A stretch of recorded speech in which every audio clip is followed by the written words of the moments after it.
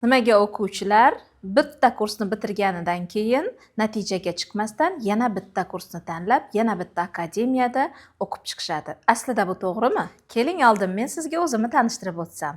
Men 30 yillik tajribaga ega Bek va Lolaxon tikuvchi dizaynerman. Tikuvchilikka kirib kelishimning asosiy sabablaridan bittasi onajonim tikuvchi bo'lganlar. Yoshligimdan ko'zim oldida tikuvchilik, shogirdlar, mijozlar bo'lganligi sababli men shu kasbni sevib, shu kasbga kirib kelganman.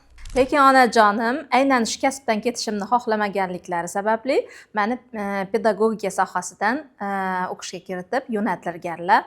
Men bu sohada o'qituvchi bo'lib ishlaganman. Tikuvchilik bo'yicha ko'p yerlarda malaka oshirganman, chet ellarda malaka oshirganman. Lekin asosiy muvaffaqiyatimning asosiy sabablaridan bittasi ko'p yillar davomida Toshkent shahrida aynan ishlab chiqarish sohasida ish boshqaruvchilik lavozimida ishlab o'z malakamni oshirganman. U paytlari lekala chiqarardim. Aynan bitta obrazetsga har xil razmerlarda o'sha qattiq ishlaganlarim hozir menga tajriba sifatida yordam beryapti. Hozir hamma uchun tanish bo'lgan holat, o'quvchilar, shogirdlar aynan bitta kursni tugatishadi, natijaga chiqmagandan keyin vaqtni kutmasdan yana bitta kursni tanlab, yana bitta akademiyada o'qish uchun xohish bildirishadi. Nimaga aynan shunday? Tikuvchilar bir joydan olgan bilimini amaliyotda sinab ko'rmasdan, ko'plab pul sarflab, yana boshqa yo'nalishdan, boshqa akademiyada bilim olishga qiziqib qolishadi. Men buni oqlamayman, chunki aynan shu joyda olgan bilimini tajribada sinab, amaliyotda qo'llab ko'rmaguncha natijaga chiqa olmaydi. Aslida bitta joyda o'qib, bitta ustozni etagidan mahkam tutib, uni bor bilimini olib, amaliyotda qo'llash kerak. Agar siz qancha akademiyada o'qib, qancha bilim olsangiz ham buni amaliyotda qo'llamasangiz, natijaga erisha olmaysiz. Tikuvchilikda o'z DNK'ngizni aniqlash bo'yicha ma'lumot berib o'taman. Tikuvchilikda DNKni aniqlab olish nimaga kerak? Tikuvchilikda yo'nalishlar juda ham ko'p. Aynan o'zingiz sevgan yo'nalishni tanlab, o'sha yo'nalishda rivojlanish bu DNK deb aytiladi. Biz o'z yo'nalishimizda ishlasak, daromadimiz ko'payadi, samaradorligimiz oshadi, zavq bilan ishlaymiz. Xo'sh, DNK qanday aniqlanadi? Aynan qaysi yo'nalishda siz zavqlanib ishlasangiz, o'sha yo'nalish sizni DNKngiz hisoblanadi. Masalan, meni DNKm oqshom liboslari. Oldinlari yangi ish boshlagan paytimda kiyimlarni tikardim, bezaklarga ko'proq e'tibor berardim. Klientlarim, mijozlarim aynan menga bezaklarni sal kamaytirib berishni taklif qilishardi.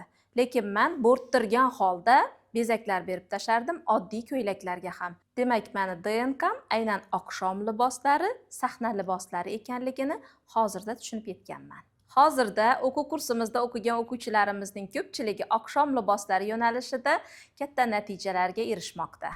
2026-yilda hayotingizni tubdan o'zgartirib yuborishni xohlaysizmi? Men o'zimni professional dizayner onlayn kursimni ishlab chiqdim va buni sizlarga taqdim qilmoqchiman.